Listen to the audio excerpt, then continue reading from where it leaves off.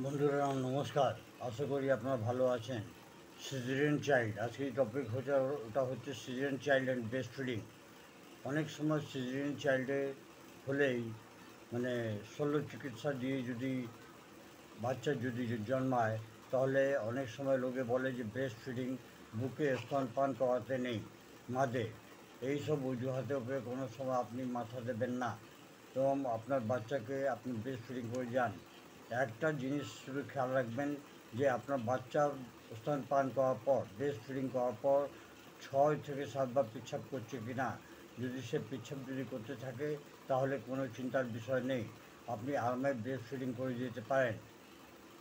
আশা করি এই ভিডিওটা আপনাদের পছন্দ হবে এবং যে মারা নতুন বাচ্চাদেরকে সিজারিয়ান চাইল্ড শল্যচিকিৎসা করিয়ে জন্মেছে, তারা এই জিনিসের উপরে কোনো কান দেবে না। সবসময় আপনারা ব্রেস্ট ফিডিং করে যান। বাচ্চাকে যতক্ষণ ছোটো আছে ততক্ষণ অন্য কোনো দুধ খাওয়াবেন না। জয় হিন্দ, নমস্কার। Long live homeopathy, long live animal.